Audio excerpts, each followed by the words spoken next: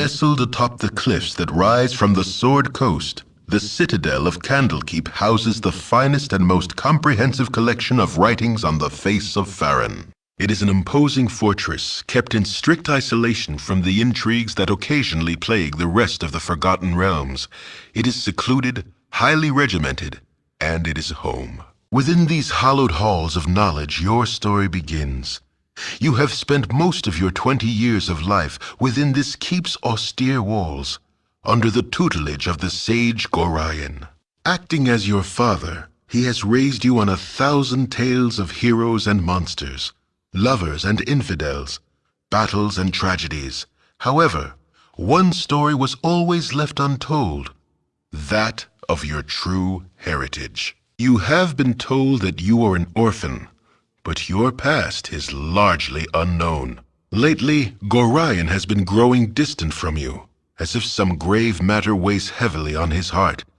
You have asked about his concerns as gently as possible, but your queries have been in vain. Your sole comfort is the knowledge that he is a wise man, and you know he will tell you when the time is right.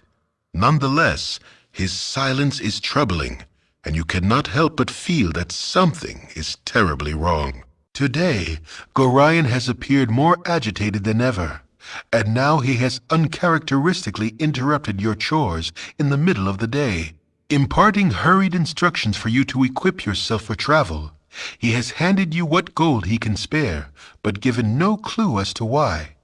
Nevertheless, you now stand before the Candlekeep Inn, ready to purchase what you need for an unplanned and unexpected journey. We first find ourselves standing just outside the front door of the Candlekeep Inn, chimney billowing a plume of smoke, carrying the promise of a warm fire and a full belly. The inn itself is situated snugly at the northwestern end of the Candlekeep Citadel. Having been uncharacteristically summoned mid-chores for an impending trip by our foster father Gorion, we think it's best before any unexpected journey to head inside to grab supplies as instructed.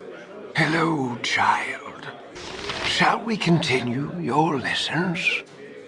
Inside the cozy inn, we're greeted by one of Candlekeep's many tutors. As they are basically the in-game tutorial, we will largely ignore them, instead turning our attention to the burly, bald innkeeper to our right, Winthrop. My hotel's as clean as an elven arse. Who suggests that we owe him a tidy sum of 10,000 gold entrance fee.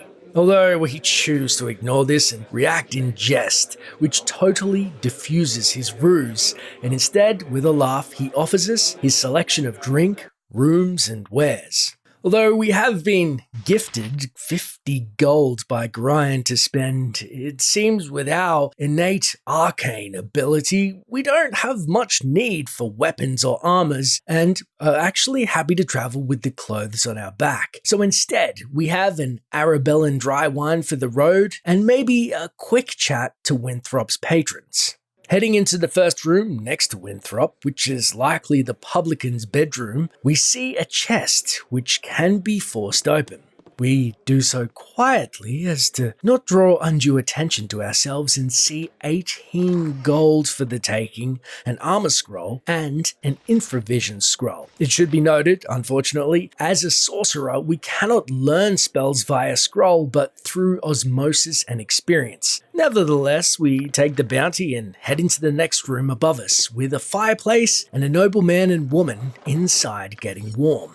We pilfer a dagger from the bookshelf and speak to the nobleman, No time to chit-chat. who tells us to warm up with him, as the icy stares of the monks in Candlekeep are having him in need of a good thaw, to which his wife heartily agrees. Back in the main room, we see one firebead elven hair in mage attire next to the fire. It's hard to find decent folk nowadays. He speaks of an iron crisis and recognizes us as Gorion's ward, plying us with flattery and also a task to retrieve a scroll from one of the monks named Tethtoril. We agree to do so, and our journal updates melodramatically, I swear without me, To run its endless errands, this keep would crumble into the very dust from which it sprang. That's Shakespeare. Heading upstairs into the first room to have a look around, we can lift 4 gold from a sleeping man, and there are many unconscious patrons on this floor, as well as a few noblemen who rebuff us if we approach them. Don't touch me! I might catch something. It should be noted that in Baldur's Gate, you can steal basically anything. However, if you are caught, there are immediate consequences for maiming, murdering, or thieving, and not really interested in being jailed or slain over a few paltry coins from a snooty nobleman. Instead, in this playthrough, we will not break the law unless necessary to further the main plotline. Although, if you play the game, I totally understand it is one of the joys of exploration. Heading out of the inn, we then move northeast, where we see a lone mage named Phidia. Hello there. It seems the absent-minded Phidia is known for losing books and asks us to retrieve her missing journal. The last she lost was a 4-volume set in the hay with the cows, no less. Eyes firmly locked on the cows as we pass, we see a northern house which is marked as the priest's quarters and momentarily head inside to see if Phidia's lost volume is laying around. Hello? Once inside this single-room cottage, a man named Shank greets us and says, "Oh, goody, goody, I found ye first," and asks us if we are the ward of Gorion. Before we answer directly or brush him off, it seems both answers are immaterial, as he immediately discerns our identity before promptly apologizing about what he is about to do and moves in to attack. A cheeky magic missile in the hard end of our staff makes short work of Shank. True to his name, he drops a blade. But why would he attack us? Is there a bounty on our heads? Who would give a reward for a foster child living a reclusive life in a very well-guarded and sheltered citadel? It makes no sense. We gather what we can from the room, however, there are no further clues on this assault. Back outside the cottage, it seems we are visibly sweating. And one of the tutors, Parda, questions us, and we can either choose to tell him about the attack or brush it off as nothing. He, in any case, urges us to seek out our foster father, Gorion, who is out front of the library immediately. However, heart rate normalizing as we approach the man Dreppen just next to the house. What do you need? Although looking for more clues on this Shank, he instead informs us that Phidia's missing book is behind him in the hay and that we should head back to him after we have given it to her. We spy the book lying in the hay and make haste back to Phidia. Hello there. After much praise and a nice gem for our troubles, we head back to Dreppen, who says his cow Nessa is sick, and a city watchman named Hull has an antidote potion on account of his late-night benders. To the west, we see a big open-plan temple and a priest of Ogma. These walls contain the world's knowledge. Who, upon questioning him, says nothing about our one-time attacker in his home, yet is happy to receive donations on behalf of the temple. South of the temple, we see a man named Jondalar, who greets us by telling us he had a strange request from Gorion. Hey, At this point, he has a surprise attacker start lobbing arrows at us as he himself attacks us too, and we are forced to defend ourselves. After completing his impromptu sparring session, he praises our combat ability and tells us that it was Gorion's idea and that we should meet him south of the library. Heading in that direction, it's next to the building Jondalar entered, we see a dwarf named Reva, By Moradin's hammer!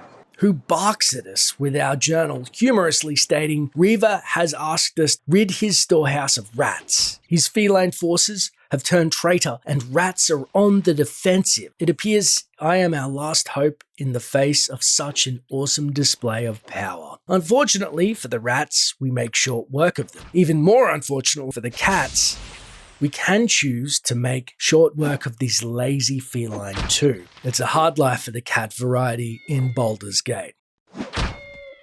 Heading back to Reaver, we gain a silver ring inside the storehouse, and he also gifts us a paltry 5 gold for our efforts, warning us not to spend it all at once. As we keep heading south near the entrance of the inner grounds, we see the guardsman Hull. Dreppen asked us to approach for an antidote. Hull tells us that we can find the antidote and his sword in the guard's barracks, as he absent-mindedly left it after a bender and will catch hell from his captain if it's not returned post-haste. I should have joined the army. Inside the barracks, Fuller informs us that Hull's sword is in a chest by his bed. We retrieve it and the antidote and head back to Hull. On the way back from the guardhouse, we do spy a bunkhouse and have a quick peek inside. Upon entering the house, we are approached by an unfamiliar man I have a blade with your name on it. who asks us if we are Gorian's whelp and that we don't look dangerous. No matter our answer, yes or no, or what business is it of yours, he promptly attacks us. Again, we gather a single blade from an attacker before looting the house and fleeing. It seems someone is hiring Candlekeep's ne'er-do-wells for an assassination attempt. Who have I upset? Again, the tutor Karan approaches us to ask if we're okay and pleads with us to go see Gorian as quickly as possible. We decide it is in our best interest and no more dilly-dallying. So after giving Hull his sword back, he gives us 20 gold for our troubles and mentions that outside the gates there's an iron shortage, putting Arm and Baldur's Gate at war soon, which doesn't seem to bode well for us, as we're unsafe in the gates and about to travel somewhere unknown, perhaps into a war with Gorian. Before we see our foster father, we head to Dreppen to drop off the antidote, who also mentions the Iron Crisis, and it seems tensions are escalating. So we make haste and finally head back through the north entrance to the inner circle where Gorian is waiting for us. Here we see a gaggle of chanters who are using some kind of a cappella harmony to recite lore passed down from a man they call the Wise Alondo. Murder shall perish, but in his doom he shall spawn a score of mortal progeny. Chaos will be sown from their passage, so saith the Wise Alondo. Before we get to Gorian, we are intercepted by Tethtoril, who reminds us of the scroll we first promised to fetch for Firebeard. Greetings, young one. Upon giving Firebeard his scroll, to which he will cast a protection from evil. But we're exhausted from all of this running around. We rest a moment at Winthrop's before hawking our excess wares, and it seems we have done as Gorian asked, so there's nothing left but to finally visit Gorian. As night has fallen outside and time has somewhat escaped us, we finally head to Gorian at the library steps to the south, but not before crossing paths with our childhood friend Imoen. Hey, it's me, Imoen. Though full of questions about our journey, we mildly rebuff her for poking around in Gorian's letters as she is trying to decipher clues about our mysterious trip. A little the wiser than we are, but not much. Instead, we say goodbye to Imoen and head over to Gorian, Oh, my child, I am glad I have found you. who says we need to leave immediately.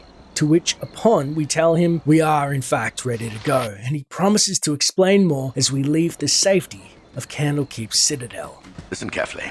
If we ever become separated, it is imperative that you make your way to the Friendly Arm Inn. There you will meet Khalid and Jahira. They have long been my friends, and you can trust them.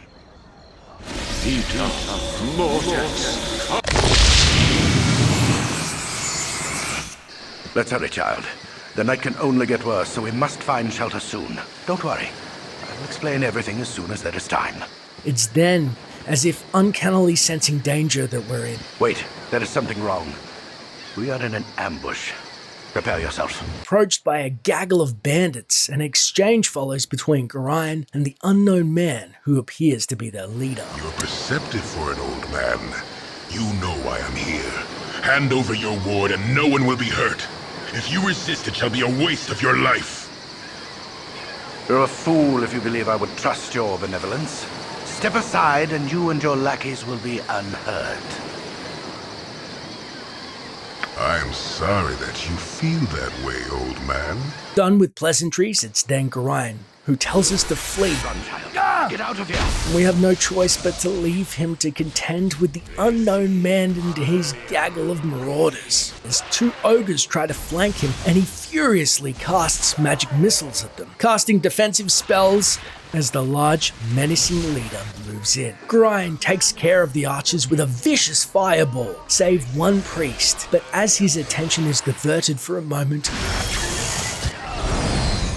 he's cut down where he stands. Dawn is especially cruel this morning. You awake with the realization that you have not been living some horrible dream. Ambushed, you saw Gorion cut down before your eyes, and even his powerful magic could not stop the onslaught. It was his wish that you flee, but that does not remove the feeling of helplessness that now overwhelms you. Hand over your ward, the armored fiend had said. He was after you and you alone, but why? If only Gorion had given some clue. But now you are alone and lost. Candlekeep is near, but you will find no quarter there. The readers pay for their serenity with rather draconian entry rules, and without Gorion's influence, their doors will remain closed. You will not last long on your own with your meager equipment. Perhaps you can get some help from the friends Gorion mentioned, the ones at the Friendly Arm.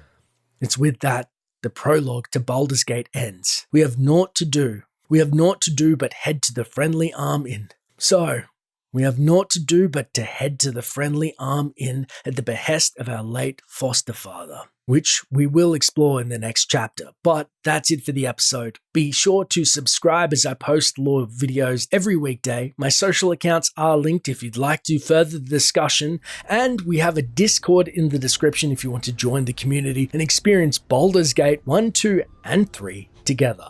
Thanks for watching, and until next time, Traveller.